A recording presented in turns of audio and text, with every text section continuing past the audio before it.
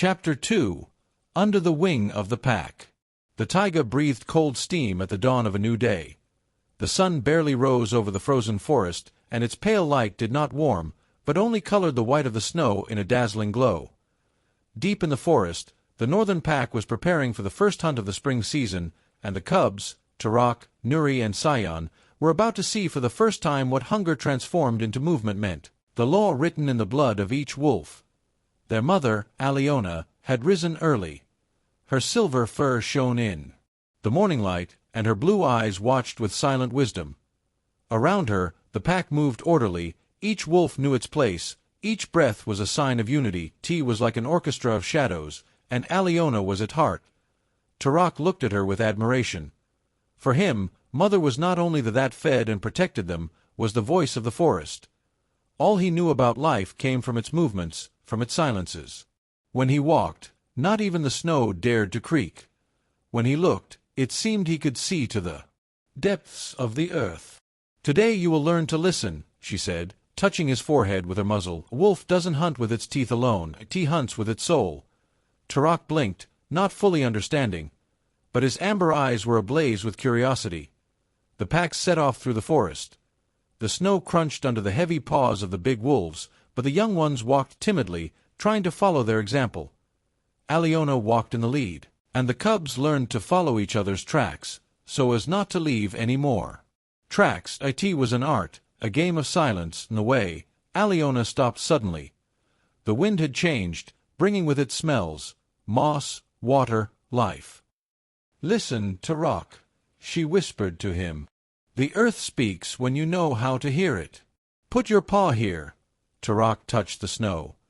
Beneath it, he felt a faint vibration, a fine, almost imperceptible tremor. He thought it was his heart, but Alyona smiled. "There below, the reindeer herd is walking. You can't see them, but you can feel them. They send their sound through the earth. That's how we find out where life is. That's how we find out when death is coming."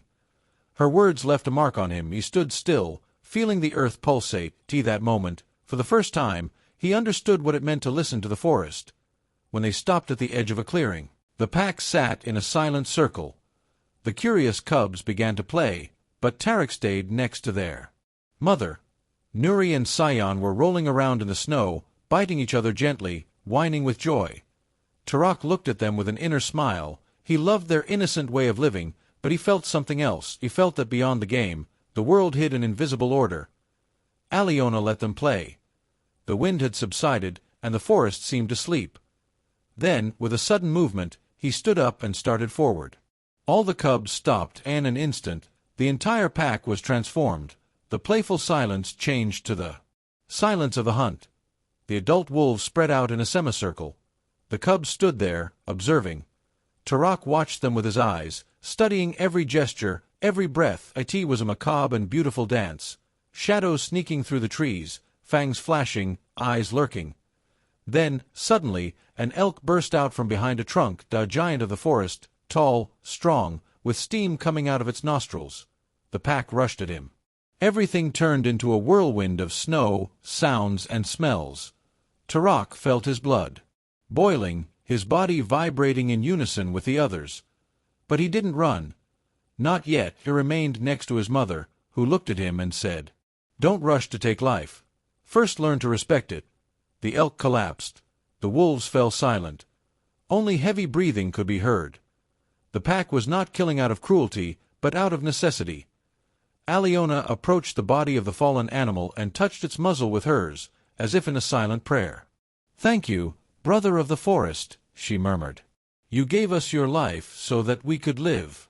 Tarak understood then the first law of the forest: nothing is taken without giving back. That night, while the others were eating, he looked at the sky and felt in it a deep, almost holy silence. After the hunt, the pack retreated to a clearing sheltered from the wind. The wolves were sleeping, full, but Alyona remained awake. Tarak approached and lay down next to her. Her fur smelled of snow, wind, and life. "Mother," he asked, "why does the forest teach us through hunger?"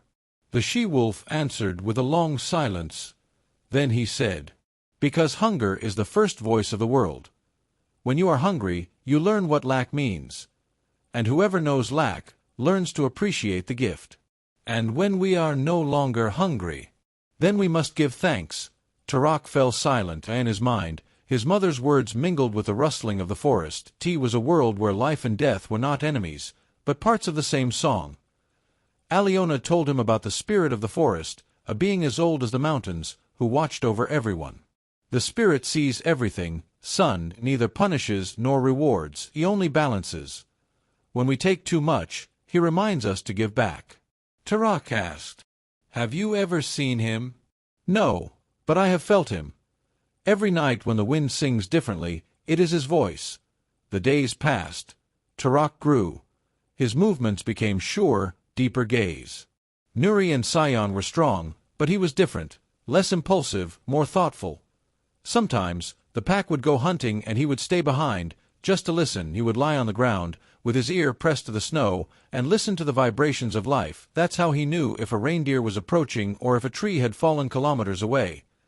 Alyona followed him from afar, and in her eyes you could read pride, but also a dull fear.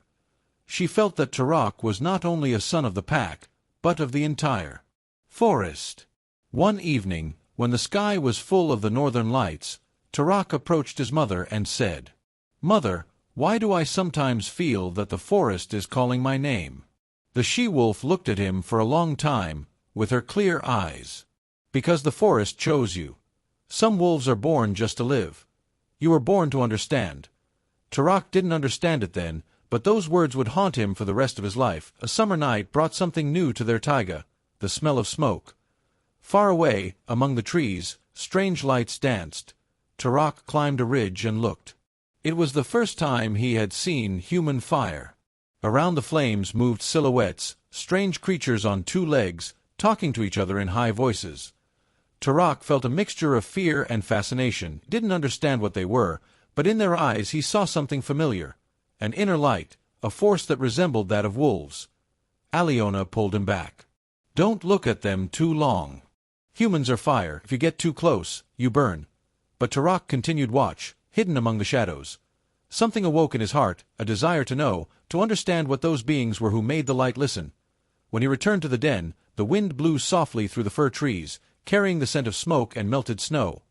Tarak lay down next to his brothers, but he did not fall asleep. In his mind, his mother's voice echoed, "A wolf does not hunt with his teeth alone, he hunts with his soul." He felt that this same soul was calling him to something beyond his pack, beyond the forest, beyond what he could understand. The spirit of the forest, from somewhere in the depths of the silence, was already listening to him. And so, under the wing of the pack, not just a hunter was born, but a conscience.